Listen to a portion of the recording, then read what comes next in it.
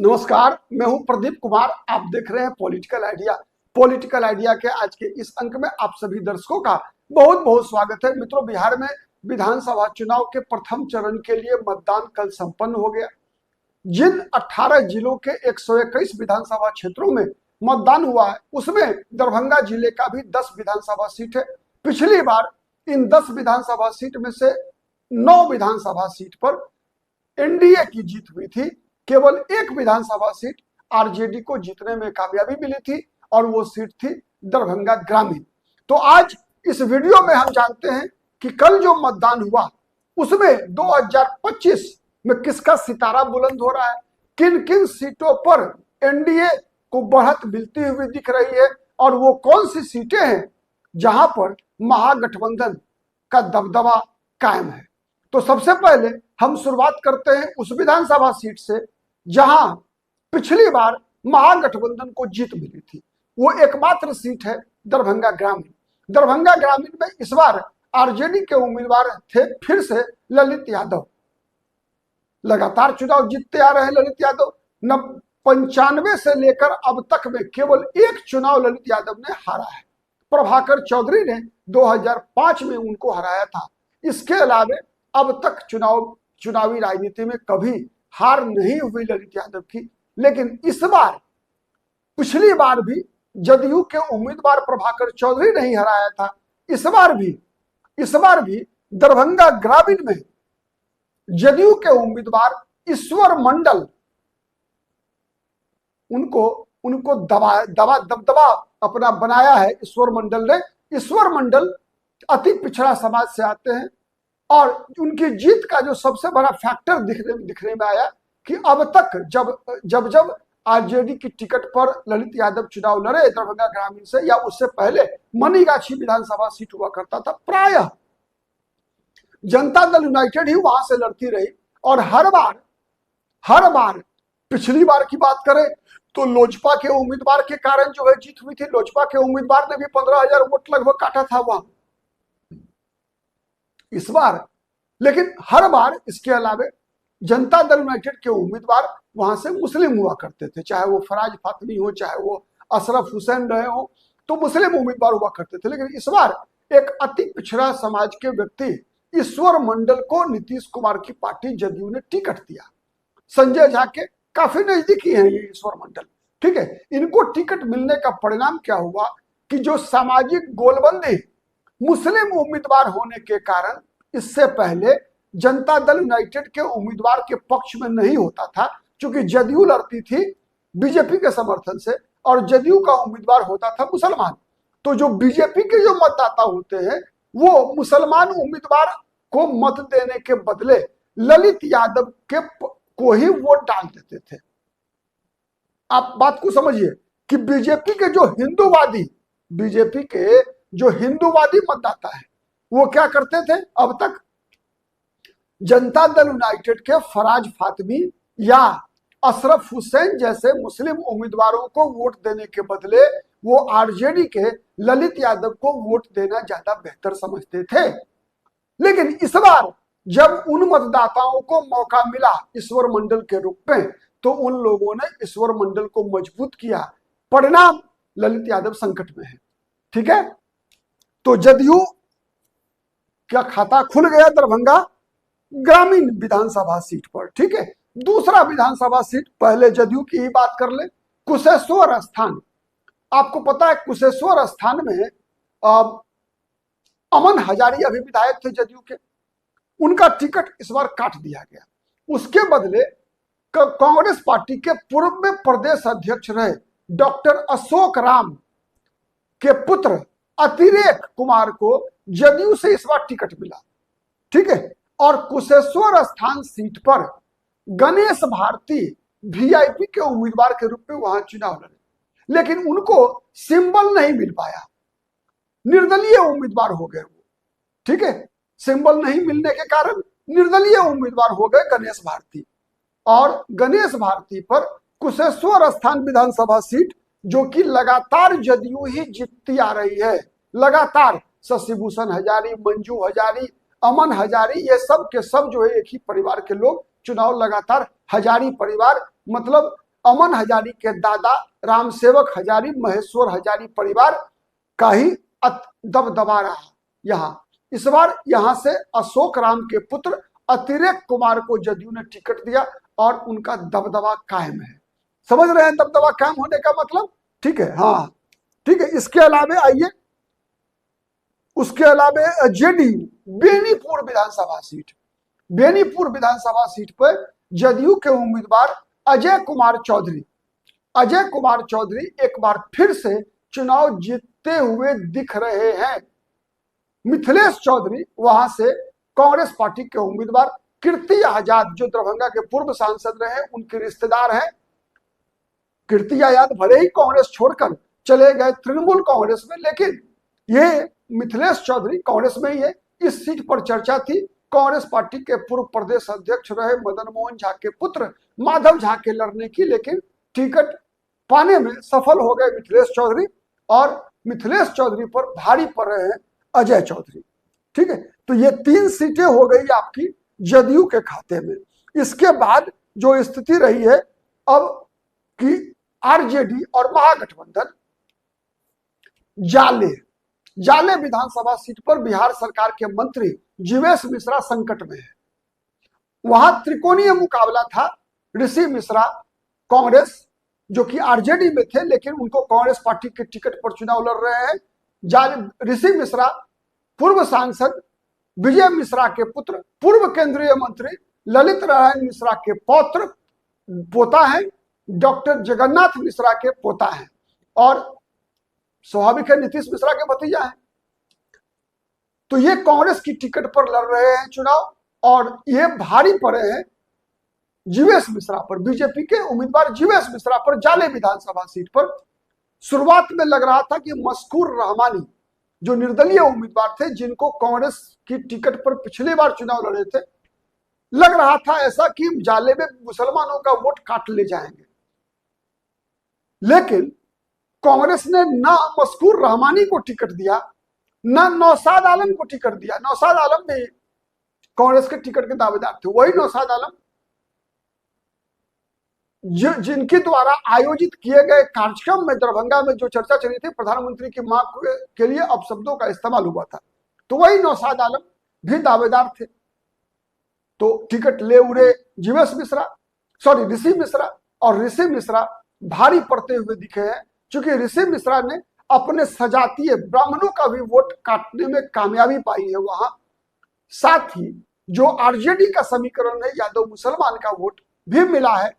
और बीजेपी, चूंकि जीवेश मिश्रा लगातार 10 साल से विधायक है, तो उनके खिलाफ का एंटी इनकम्बेंसी ने भी मदद किया है ऋषि मिश्रा को बढ़त बनाने में। तो ऋषि मिश्रा बढ़त बनाते हुए दिखे हैं। इसके अलावा एक और विधानसभा सीट है जहां महागठबंधन आगे दिख रही है। वो विधानसभा सीट है केवटी। पिछली बार यहां से आरजेडी के वरिष्ठ नेता अब्दुल बारी सिद्दीकी के चुनाव हार गए थे भाजपा के मुरारी मोहन झा से। इस बार अब्दुल बारी सिद्दीकी पर भारी पड़े हैं केवटी में केवटी के पूर्व विधायक फराज फातमी। अली अशरफ फातमी जो आरजेडी के पूर्व सांसद हैं, उनके पुत्र हैं फराज फातमी। 2015 में ये विधायक रह चुके हैं केवटी से। 2020 में इनका सीट बदल दिया गया था, लड़े थे दरभंगा ग्रामीण से लेकिन हार गए थे। तो फराज फातमी यहाँ पर अच्छी स्थिति में है। बीजेपी के मुरारी मोहन झा संकट में है केवटी में। ठीक है, इसके अलावा अब जो सीटें बच रही हैं वो सीट है राजद की बहादुरपुर। बहादुरपुर में लालू प्रसाद यादव के निकटतम सहयोगी भोला यादव आरजेडी के उम्मीदवार के रूप में बिहार सरकार के मंत्री मदन सहनी पर भारी पड़ते हुए दिखे हैं। बहादुरपुर विधानसभा सीट पर, बहादुरपुर विधानसभा सीट से भोला यादव 2015 में एक बार चुनाव जीत चुके हैं, लेकिन 2020 में उन्होंने बहादुरपुर के बदले हायाघाट से चुनाव लड़ने का फैसला किया था, जहां हायाघाट में वो बीजेपी के उम्मीदवार रामचंद्र शाह से हार गए थे। तो इस बार हायाघाट छोड़कर भोला यादव फिर से बहादुरपुर आ गए और बहादुरपुर आकर मदन सहनी पर भारी पड़े हैं। ठीक है, बहादुरपुर मदन सहनी संकट में है, भोला यादव मस्ती में है। ठीक है, इसके बाद और जो चारों विधानसभा सीट है मित्रों, इसके अलावे ये 6 विधानसभा सीट के बाद जो 4 विधानसभा सीट बचता है, उसमें भारतीय जनता पार्टी आप कह सकते हैं थोड़ी हयाघाट। रामचंद्र शाह बीजेपी के उम्मीदवार हैं, बहुत बदनाम थे, कई जगह उनको खदेड़ा गया, अलोकप्रिय भी हो गए थे। लेकिन चूंकि कहा जाता है कि कई बार आप इसलिए चुनाव नहीं जीत जाते हैं कि आप बहुत अच्छे हैं, बल्कि इसलिए जीत जाते हैं कि आपका प्रतिद्वंदी आपसे भी कमजोर है। तो हायाघाट में यही हुआ। रामचंद्र शाह के खिलाफ एंटी इनकम्बेंसी, रामचंद्र शाह की बदनामी, उसके बावजूद रामचंद्र शाह के खिलाफ जो उम्मीदवार थे सीपीआई-एमएल के श्याम भारती, वो इतने कमजोर पड़े कि रामचंद्र शाह चुनाव जीतते हुए दिख रहे हैं। ठीक है, इसके बाद हॉट सीट, अब तो केवल तीनों हॉट सीट है जिसकी चर्चा कर लेते हैं। सबसे पहले मैथिली ठाकुर अलीनगर से, ये राष्ट्रीय स्तर पर चर्चा हो रही है अलीनगर की मैथिली ठाकुर के कारण। सुप्रसिद्ध लोक गायिका मैथिली ठाकुर अलीनगर से चुनाव लड़ी। शुरुआत में जब नामांकन हुआ काफी विरोध हुआ, भारतीय जनता पार्टी के कार्यकर्ताओं ने ही विरोध किया, लेकिन अमित शाह का मैक्रो मैनेजमेंट, अमित शाह ने कई बीजेपी के स्थानीय नेताओं को खुद बुलाकर उनसे बात किया और मैथिली ठाकुर को जिताने की चुनौती दी। और उस चुनौती में अंतिम क्षण में बीजेपी बाजी मारती हुई दिख रही है। मैथिली ठाकुर चुनाव में अच्छी स्थिति में पहुंच गई है। शुरुआत में विनोद मिश्रा मजबूत पड़ रहे थे, बाद में धीरे धीरे वो पिछड़ते चले गए और मैथिली ठाकुर आगे बढ़ती हुई दिख रही है।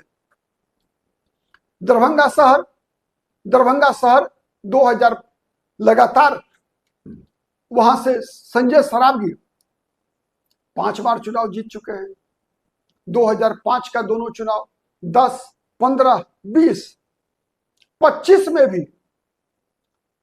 में भी संकट में है, दिक्कत है। ब्राह्मणों का वोट बटा है। बीजेपी का ब्राह्मण जो मजबूत वोट बैंक रहा है दरभंगा शहरी विधानसभा सीट पर, वो बट गया है। 30% वोट लगभग आप कह सकते हैं कि जन स्वराज के आर.के. मिश्रा ने काट लिया है। साहनी समाज का वोट कटा है बीजेपी का परमानेंट एक तरह से मजबूत वोट बैंक साहनी समाज रहा है दरभंगा टाउन में।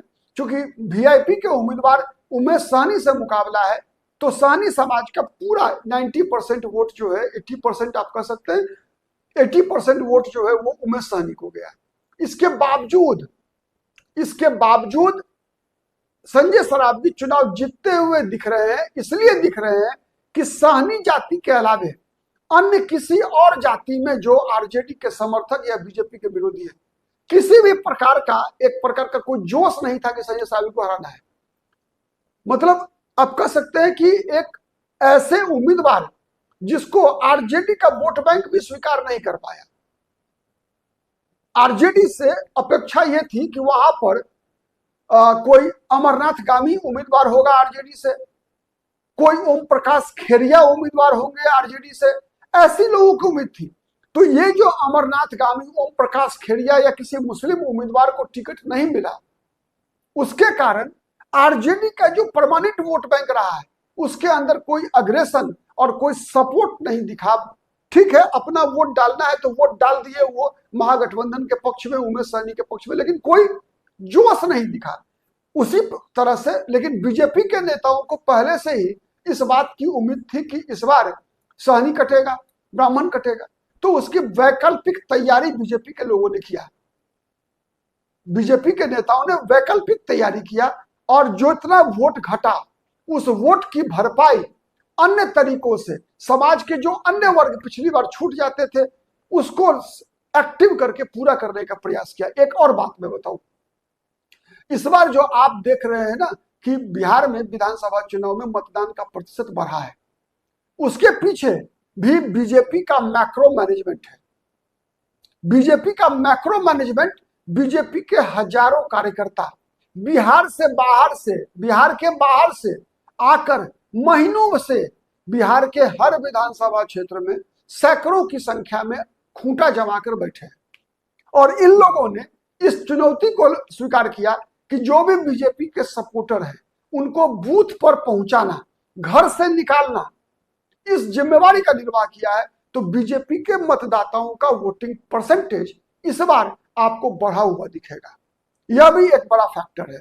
उसके अलावे ये जो डायरेक्ट बेनिफिट ट्रांसफर हुआ है नीतीश कुमार के द्वारा, पेंशन में 400 को 1100 किया जाना, ये जो फ्री बिजली 125 यूनिट तक, इसका भी जबरदस्त असर रहा है, जिस कारण से महागठबंधन एनडीए कई क्षेत्रों में अपनी प्रतिष्ठा बचाती हुई दिखी है। अब अंतिम विधानसभा सीट है दरभंगा का 10वां गौरा बौराम, पूरे राज्य में चर्चित रहा इसलिए कि मुकेश सहनी चुनाव लड़ना चाहते थे। अंतिम क्षण में मुकेश सहनी ने खुद नामांकन करने के बदले अपने भाई संतोष सहनी को नामांकन कराया। अंतिम मिनट में, नामांकन के अंतिम दिन, और चुनाव प्रचार समाप्त होते ही संतोष सहनी ने उम्मीदवारी वापस ले ली।